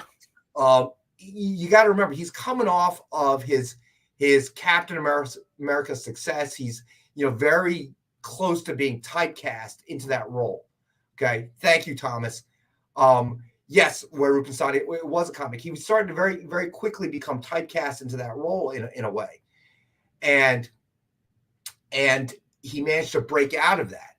And it's an incredible story. I mean, the story very much has a kind of, and I think comparisons have been made to kind of a Wizard of Oz sort of thing. All right, a kind of darker dystopian Wizard of Oz. But it was, I didn't even think of it. It was on cable. I look at it and it's got Chris Evans in it. And I'm like, well, I like Chris Evans. So let me watch it. Let me see. I read the storyline, the synopsis. It seems interesting. Turn it on. Great movie. Ended up watching the series, which was okay. which was okay. The Is he absence in of the a Chris series, or is it somebody else playing him? No, he's not even in the series. Okay, It's based on it's based on the storyline. What's her name? She was in Top Gun Maverick. Maverick's love interest. What's her name? Jennifer Connelly. Yeah, she was in it. She was actually quite good. Nice. And they started to delve into it a little bit. I don't know if it ever came back or if it was the end or what the deal is. But I enjoyed the series, but not as much as I enjoyed the movie. And Edward's right. It's definitely worth a watch, man. You're going to enjoy it. Knowing the kind of movies that you like. Yeah, it was good. Yeah, I'll definitely have to check it out, man. Yeah. And class struggles, the whole 9 yards, man. It was, I remember getting to the end of that movie and going, wow, dude, I did not expect it to be that good. But that really showed me Chris Evans and his acting chops and his ability to kind of, get himself out of it. Now, he's been in the, not Glass Onion, but the first one. Knives Out. Yeah, Knives Out. Okay, I thought he was really good at that. So it's nice to see he's been able to break that, it's because not everybody's going to be able to do it. David Diggs, yes, I think that's right. Yes, that is correct. Yeah, I would agree with it. Weird. Yeah, just go in with a blank slate. Just watch it. That's how I did it. And I really just watched it because I knew Chris Evans was in it. And at that point, he was trying to make, a bunch of different movies. And I decided to watch it. And it turned out to be much better than I expected. Yeah. Okay. That's cool, man. I'll definitely have to check it out. Put it on the list. Yeah, definitely. It's got to be on your list, brother. I'm surprised. It would seem to me to be a movie that would be up your alley. Call it what you will. All right, let me get a few more of the books out of the way here. Oh, you know what we got? Where is it? We have a Moon Knight mega set, a mega pack. All right. So this includes Moon Knight #1, Ramita Jr. variant, Moon Knight #1 Zafino variant, Moon Knight #2 McNiven variant, Moon Knight #2 Peach Momoko variant, and then a Crypt of the Shadows #1 CGC graded 9.8. Total retail value of $129.99. And we have the mega pack available for $75 tonight. We have one. That's a great deal. Some great covers from some great artists too. All right. Oh, and weird. I'm sorry, buddy. I don't even know what we're giving away yet. All right. So I'm just going to do it. All right. So again, you had to be paying attention, right? So I switched up the giveaways. You weren't here last Wednesday, Robbie. I'll tell you what that question was afterward. All right. So the prize will be awarded, and I don't know what it is. We'll pick something out in the next break. The prize will be, as we all remember, I took a robocall I told everybody the story. I took a call of a scammer who tried to convince me that he was my son. Okay. And I strung him along, realizing obviously I don't have a son. And we've had all the jokes, and I'm sure we're going to make some again tonight. So he called me from a town that I am actually very familiar with. And it is the town that I went to college in. All right. So the question is, what town is that? Should I do what college I went to or what town? Marcus. Very good guess. So I'm going to give everybody a hint. That's not the correct answer, but I'm going to give everybody a hint. Marcus, that is the same state, but that is not the location. So I'll give people two chances to win. All right. Either get the exact town or the college. Either one. Either answer will work. And if one person guesses the college, one person guesses the town, there'll be two giveaways. All right. Marcus says Virginia Beach. Brian Weaver says Charlottesville. Unfortunately, no, gentlemen. Those answers are incorrect. Where Rubenstein says Pluto. But Pluto is not a planet. Marcus says Williamsburg. And now we're randomly guessing places in Virginia. OBR says Norfolk. Nope. Afraid not, gentlemen. It is not Williamsburg. It is not Norfolk. And it is not Charlottesville. Good guesses, though. Oh, Sheldon Walsh wins the prize. Sheldon was paying attention. So Sheldon, I'll figure out what the prize is, Sheldon, in a minute. Sheldon Walsh is the big winner. Well done, Sheldon. Well done. Marcus, very close, my friend. Very close. But George Mason actually is not in Arlington, Virginia.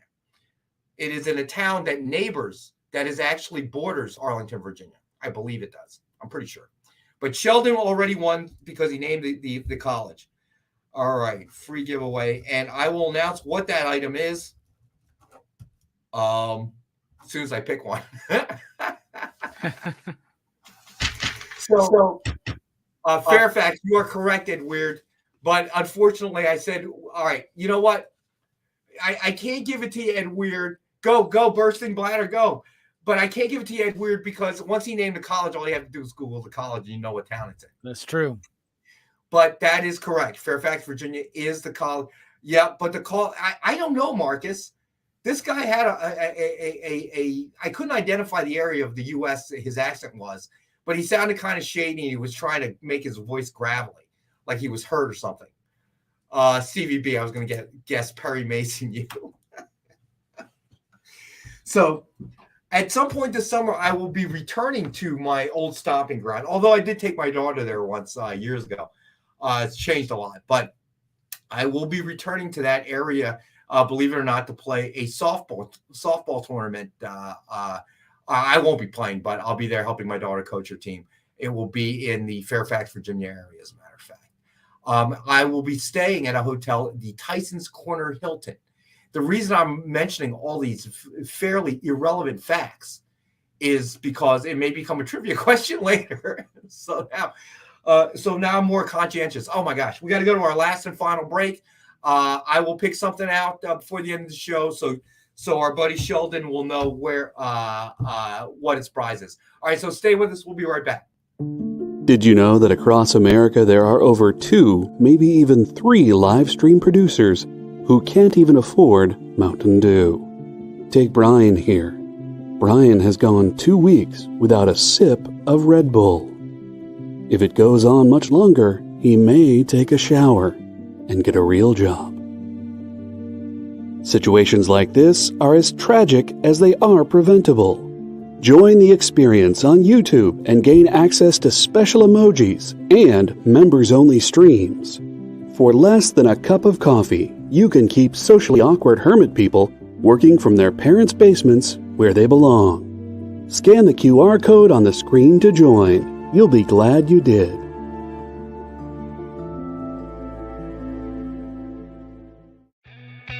Programming on the EXP is made possible by viewers like you, or your local comic shop, or that Kickstarter you backed, or the publisher you like, or comic industry professionals who want to share a message with the world. Really, anyone who wants to advertise with us can. If you're interested in seeing a product you know and love, or are creating, or are publishing, or are involved with, advertised here on The Experience, and having your message shared with our viewers, please reach out by scanning the QR code below or visiting our website and using the contact form.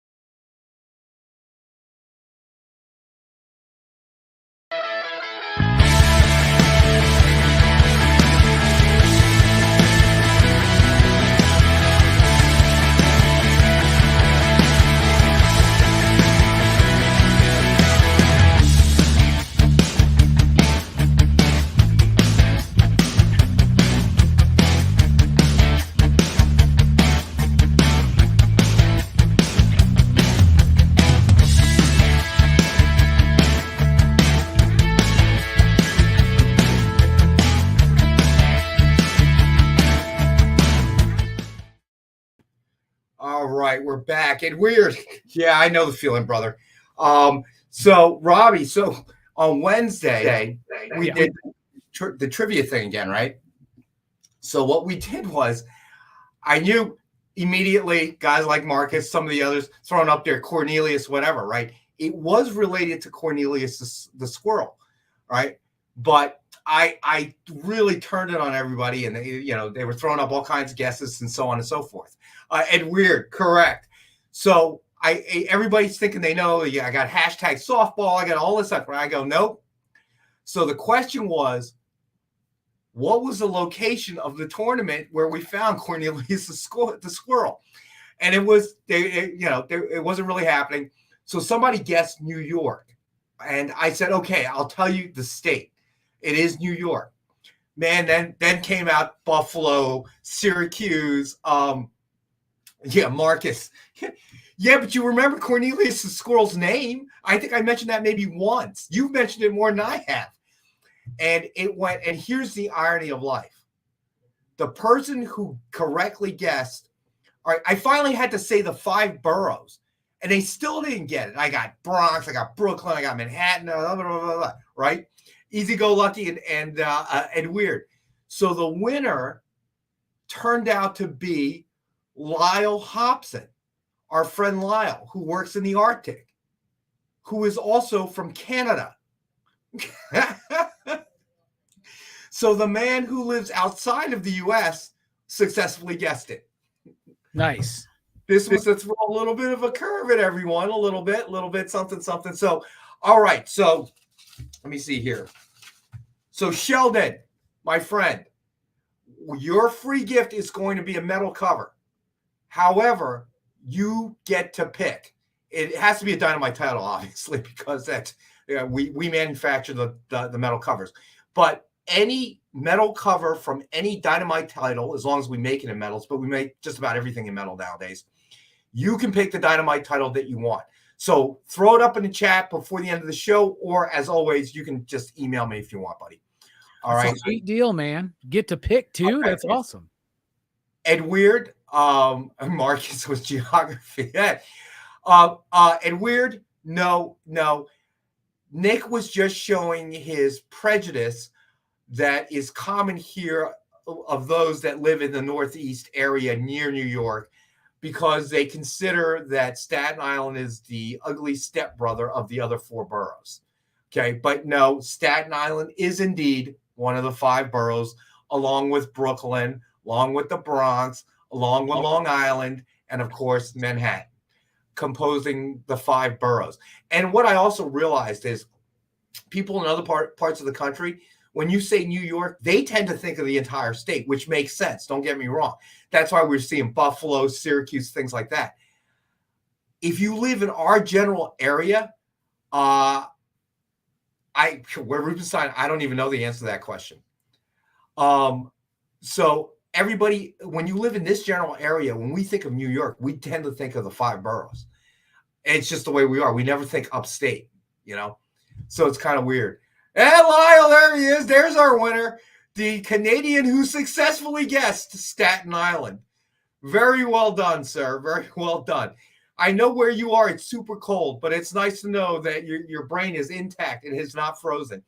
So that was a lot of fun, actually. Just seeing some of the guesses out there.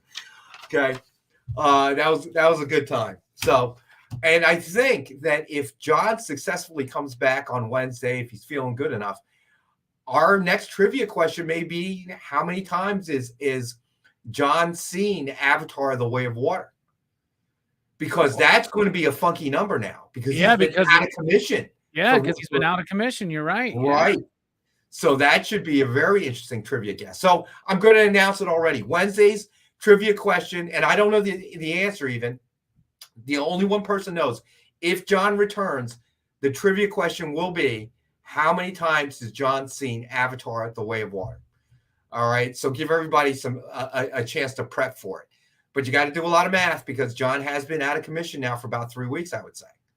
So you got to figure that. I don't even know. When was it released? It's been in the theaters how long now? I have no idea, because it snuck up on me. I forgot that it was even out. All right, so you're gonna have to do a little bit of math, figure out the first day John was out. So he was out all of last week. We do know that. So we'll have to figure that out. But yeah, this has definitely been more fun. All right, so let's get to the rest of the books. All right, so we're gonna shelve Green Hornet for Wednesday. Lyle Hobson 70 times. Lyle, man, he's been sick, bro. I don't know, Preston. That's why I think it's going to be a good question. December 16th. So there you go. Exactly 1 month ago. So the trick has got to be, you got to figure out when John got sick, because he had the 1 week where he was out because he thought he might have COVID. Then he returned, and then he got sick again. So you got to figure out the sequence of all that. And then based on when it was released and John's normal film going habits. All right. Hey, save your guesses, guys. I have no idea what the answer is. I have not asked this. And I've tried to leave John, alone, obviously, as he's recuperating. But it should be interesting. Lyle, 100 times. Now I'm beginning to wonder if the extreme cold has frozen up your brain, brother. You're going the wrong direction, in my opinion. There's no way. He's really been sick, man. Because normally if he was feeling good enough, we'd see him pop up in the chats a little bit. So he's probably the 0.9 of the 1.9 billion. I don't think so, boys and girls. I'm telling you, man, he's been out for quite a bit. But I leave it to everybody to try and figure it out. Plus, it's a long movie, right? It is. Well, that doesn't stop John. I mean, come on. I know. I'm just saying, so that you got to factor that in too. Oh, that right. Where he would normally get 3 viewings in a day, he may only get 2 on this one. Lyle, how can it be negative 38? I can't even imagine that kind of cold, bro. I can't even imagine. I will tell you that your prize is en route. Okay. Hopefully it doesn't get frozen. I should have packed it with a little heater in there. But man, stay warm, Lyle. Man, that's a Widowmaker cold right there. That's not even funny, man. Negative 38. Holy crapola. 3 premium format showings a day, Marcus. Marcus is already doing the math. All right, so next up we got Amazing Spider-Man Volume number 3, number 1, M&M exclusive dual signature edition, signed by Humberto Ramos and Edgar Delgado. Suggested retail of $89.99. It is number 4 of only 48 signed, and we have one. And it is a 5-star at $50 book. That's a really nice cover. It is. You got Deadpool back there. You got Spidey back there. You got Black Cat and some collars. It's nice. All right. So Lyle works way up north. Okay. So your home's in Vancouver. About 6 hours north of Vancouver. Wow. I don't know how you do it, buddy. It was when I woke up this morning and went outside, it was below freezing. So it was about 32, a little bit under. I felt it was way too cold. Yeah, that's way too cold. It's been in the 60s for us today. It's supposed to be not bad. We're supposed to be but dude, negative 38. That's not Canadian, bro. That's bone freezing. We're supposed to be in the 40s into the 50s, depending. It's supposed to rain again, so which actually kind of helps because the cloud cover keeps the warmth in. I don't know. Next week, supposedly, we'll have a few days. It starts to drop into the high 30s, which seems really, really cold to me. But apparently, to Lyle, that's short sleeve and shorts weather. Yeah, he's just out there in swimming briefs, right? Yeah, he's trying to get a tan going on at 38, positive 38 degrees Fahrenheit, right? Out there wearing the Speedo, doing yard work. Oh my God, it's supposed to warm up to negative 12. Random 5-star at 50 actually doesn't mean anything. It's just some catchy saying that we throw in there. It's $50, buddy. So it really doesn't mean anything. Let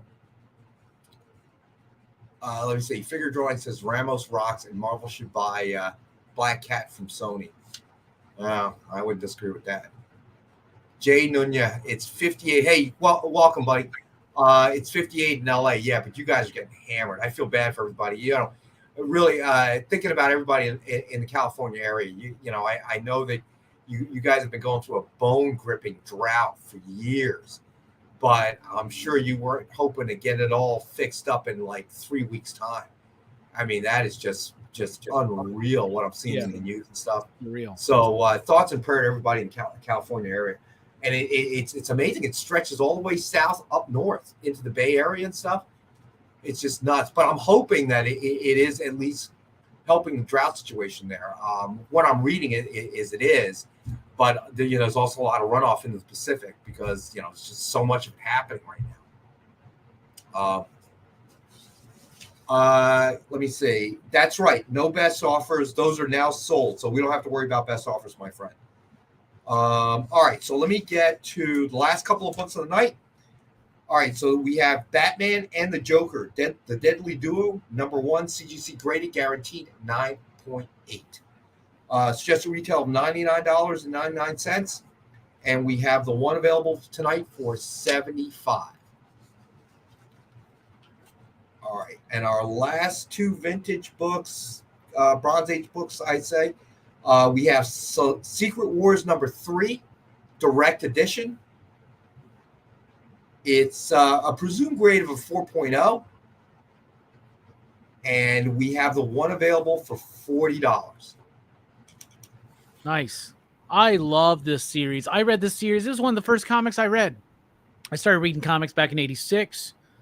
This was, I think, had just wrapped up. So my stepdad at the time had a bunch of these and ate it up. I loved it because, especially as a kid, it had all the characters in it. You know what I'm saying? Right, and, right. Oh, man, it still holds a special place in my heart.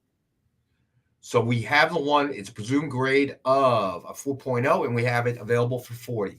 And then the last book of the night, this one is about as cheap as it gets. Spider-Man #32.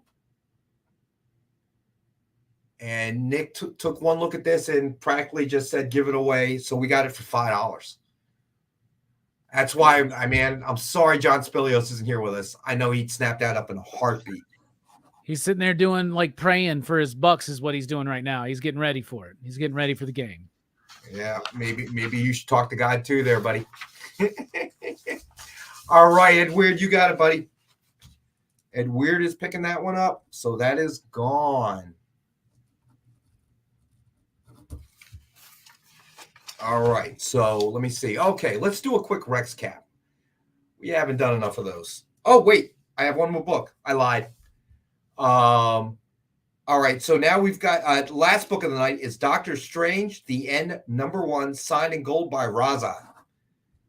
Suggested retail of $89.99. It is #1 of only 15 signed and in gold, and we have the one available for $69.99. Hey, Jay, unfortunately, Ed Weird beat you. You may not see it because he joins us from Facebook. All right, buddy? So, unfortunately, Ed Weird already claimed the Spider-Man 32. I'm sorry, buddy. All right, so that is the last book of the night. I lied again. All right, here we go. All right, so here we go with the Rex cap. First off, as always, we did the Dynamite 10-pack reader set. 10 random Dynamite titles, suggested retail of cover price of $3.99 or higher, so it's just a cover price of $40 or higher. And as always, we have them available for $5.50 a copy. Next up, we've got Star Wars #108, signed in silver by the legendary Walt Simonson. It's #12 of 77, and we have the one available for $50. Then we did Amazing Spider-Man, Volume 3, #1, M&M exclusive dual signature edition, signed by Humberto Ramos and Edgar Delgado. Suggested retail of $89.99. We have the one available, #4 of only 48 signed, for $50. Then we just saw Doctor Strange, The End, #1, signed in gold by Raza. Suggested retail of $89.99. It is #1 of only 15 signed in gold, and we have it available for $69.99.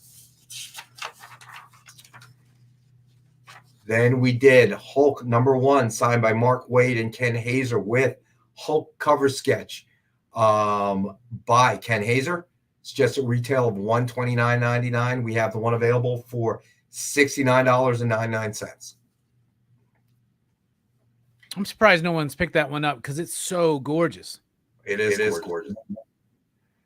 Then we had Star Wars Vader Down #1, signed with Darth Vader, cover sketch by Joe Del Beato and Mariano Nicieza. It's just retail $99.99. We had it at $69.99, but Nick came in with a pre-pizza price of $50. I love the wild colors on this. The pink and the green. That would be looks great. Yeah, that would be our buddy Mariano. All right, so then I'm going to get to the Gargoyles cover sketch. Each one is $99.99. All right, so I'm going to go through them. Gargoyles #1 with Goliath cover by Ken Hazer. Then we have Gargoyles #1 cover sketch with Lexington cover sketch by Ken Hazer. Then we have Gargoyles #1 with Brooklyn cover sketch by Ken Hazer. All right, Jeff Wedding, you got it, buddy. All right, so Jeff Wedding is picking up the Vader Down. Got it, buddy. It's yours. All right, so where did I leave off? That was Brooklyn. Okay. Then we have Gargoyles #1 with Hudson cover sketch by Ken Hazer. Then we have Gargoyles #1 with Demona cover sketch by Ken Hazer. Each one is $99.99 and free shipping, though. We will not charge for shipping. If you buy two sketches, any two sketches, Gargoyle sketches, you will get a free Hazer cover sketch along with the $2. And if you buy all 5, you'll get 3 free Ken Hazer cover sketches. That's ridiculous. On top. All right, so kind of a little incentive there. Jeff wants the Star Wars 108 too. Make sure you got that. All right, Jeff. Star Wars 108. Hold on, buddy. I got you, man. Where'd it go? Oh, gotcha. Jeff Wedding. You got it, Jeff. It's yours, buddy. All right. So then, let me see. I got to the cover sketches. Okay, so the last few books. Batman and the Joker, the Deadly Duo #1, CGC graded 9.8. It's just a retail of $99.99. And we have the one available for $75. What do the Gargoyles books say on the bottom right? I don't know. Let me see. Authentics. It says Authentics. So Authentics is a diamond release that for the Dynamite signed or cover sketch books, or the blank variants. Where did I leave off? Okay, so then we had the Moon Knight mega set. Includes Moon Knight #1, Ramita Jr. variant, Moon Knight #1, Zeffino variant, Moon Knight #2, McNiven variant, Moon Knight #2, Peach Momoko variant, and then on top of that, Crypt of Shadows #1, CGC graded 9.8. It's just a retail of $129.99, and we have it available for what's still left? What's still left? Because $75. I started eating, but it hasn't kicked in yet. So I got the Mickey B specials. All right, so we got Amazing Spider-Man #1, M&M exclusive dual signature. What do those Gargoyles books say on the bottom right? That's the Authentics. Oh, Authentics, right. Humberto Ramos and Edgar Delgado, and we have it as a 5-star at 50. It is 4 of 48 signed. Oh my God! I'll make it $40 for #4. All right, so that is now $40. $40. You know, it's funny the way I did my hair and the way I got the scruff. I look like a John Romita Jr. mobster with a few exceptions. I'm puffier, and I'm uglier. If only I could look as good as John draws them. Yeah, but that's why you can make the red pants work. See, I got you, Marcus. I got you back. All right. Then we had Doctor Strange, the end #1. Did Jeff Wedding buy the Star Wars 108? He did. Okay. Did I lower the price? Yes, you did. Okay, good. I want Jeff to get the better price. All right. So, Mickey B with BBB. All right. So next up is Doctor Strange, the end #1, signed and gold by Raza. We have it for $69.99. It's #1 at 15. And it's at, okay, so it's normally, let's do it at 5-star at 50. All right. So that is now 50. The guys, that's number 1 by Raza. Love that cover. I do too. All right, so then number 1 of only 15 in the world. So then we had Hulk number 1 signed by Mark Waid and Ken Hazer with the Hulk cover sketch. Oh, I already dropped that. Yes, you did. All right, so then we had the Gargoyles, and you already gave the deal on the free shipping and the 2 sketches, free Hazer, 5 sketches, 3 Hazers. And then we have the Moon Knight Mega Set. $129.99. It's just retail, as we can see on the screen as well. Oh yeah, that too. And we have it at $75. $69.99. You can't even get the CGC graded for much less than that. All right. And Kyle, the deal on the Gargoyles is if you buy any 2, you get a free random Ken Hazer sketch or commission cover art. If you buy all 5, you get 3 Ken Hazer commission cover art and free shipping. And free shipping. I don't remember the free shipping, but You okay, said free free shipping. shipping. I didn't say free shipping, but I'll do the free shipping. If I wrote it down, we'll roll the tape back. Yeah, roll it back. All right. Where Rubenstein, you got it, buddy. So where Rubenstein is claiming the Moon Knights. Good pick. Good pick. That was the deal. All right. So then the Daredevil 18, you're already lowered the price. Daredevil 23, you're already lowered the price. All right. Secret Wars number 3 direct edition. We have it's a grade, a presumed grade of 4.0. We have it for 40. I did say free shipping. Okay, I'll take your word at it. Thank you, Jay. Let's make the Secret Wars 30 for number 3. All right. So that is now down to a nice 30. little key. All right. And that's it. That's everything. I don't think I dropped the price on the Green Hornet. I'm pushing that because I scripted that in anticipation that John may be back today. So we're going to push that to Wednesday. I already told everybody. Oh, okay. To celebrate John finally coming back. And weird free shipping and up to 3 free bucks. Right. All right, I'm going to take the Moon Knight off. All right, what did we do on the Punisher Spider-Man? Or are we saving that for John S? Wait, which one now? Punisher Spider-Man 32. No, that's already gone. Oh. What did we sell that for? 5.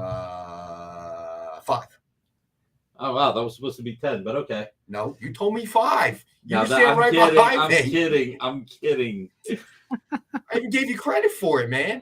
No, I'm kidding. That is the special pricing. Come on, guys. What else we got? That's it, man. We've covered everything. All right. So there you have it. I'm surprised we didn't have a bigger sell-through. I didn't do any special prices on the Batman, though, did I? The Batman. Hold on. I don't think I did special pricing on that. You did not. That is correct. Batman and the Joker, the Deadly Duo, number 1, CGC grade 9.8. We have it for 75. So it's just retail $99.99. So how much do we have it for? 75. Let's do $69.99. All right. So that's down to $69.99. All righty. All right. So last chance, people, on the new adjusted prices. I'd say Goliath is a winner, Kyle. And I said $45 on the DC pack because I'll kick in $5. That's right. And I think there's like 27 books. Two of them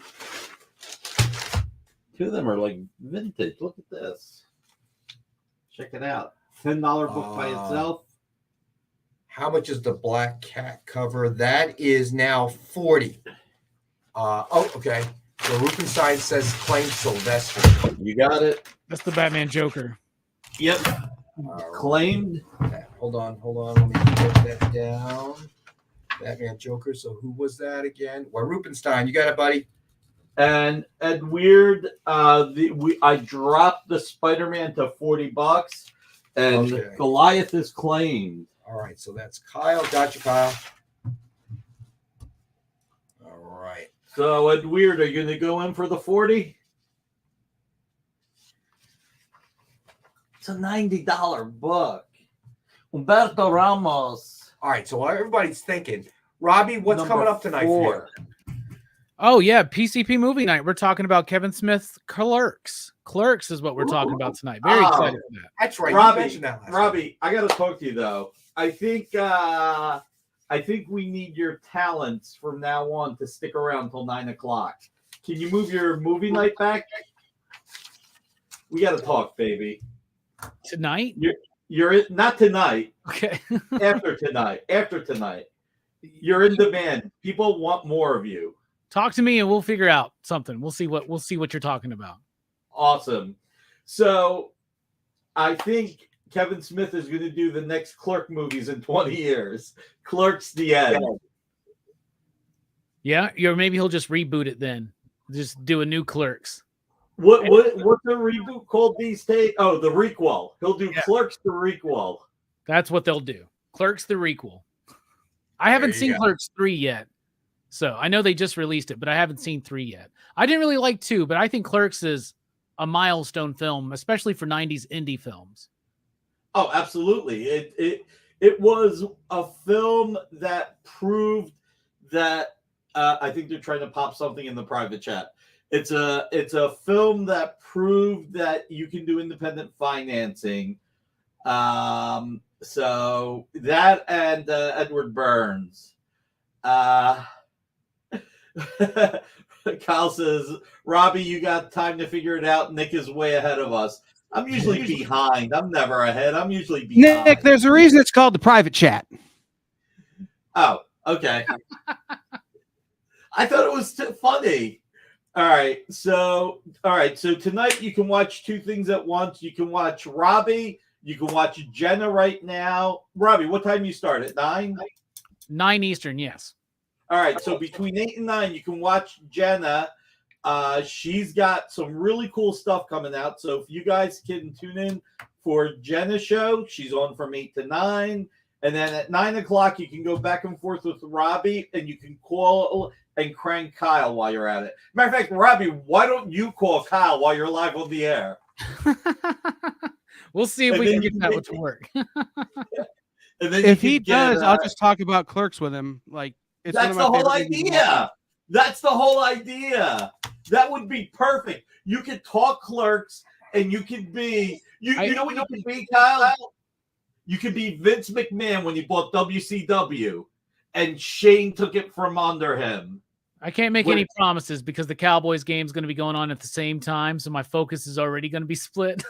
But we have a Vince McMahon WCW WWE moment here. I mean, you could be on 2 different coasts. It could be so much fun. Nick, yeah. The Cowboys, I don't think have won a playoff game in over 20 years. This is very important to Robbie. Oh, okay. To the point where if it doesn't happen, Robbie may not be available all next week, kind of thing. All right. All right. So what litho is Warpenstein asking for? Because we do have to roll. I get in trouble when I let these run late. So I don't know what lithos. I don't know. He said show the litho. We don't have a litho tonight. We don't have a litho. Sorry, buddy. And we're over time. So listen. Thank you, everybody, for joining us tonight. All right. Hopefully, everybody had fun. I'm glad I didn't scare anybody with this ugly face. Thank God Nick did the deals before you ate the pizza. Robbie, have a great show. And, I will not be rooting for your Dallas Cowboys. Everybody tune in at 8 for Jenna, and support her. Then 9 o'clock, Robbie and Kyle, one way or the other. Oh, what Ruben said, I get it. Unfortunately, if you want to see these lithos, we can probably put them on Wednesday. Yeah, come back on Wednesday. All right. And we'll do some special pricing just for you guys. All right. Everybody be safe.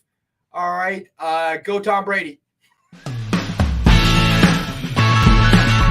Join the party. Head over to our link tree to find all the links for everywhere the experience is all the time.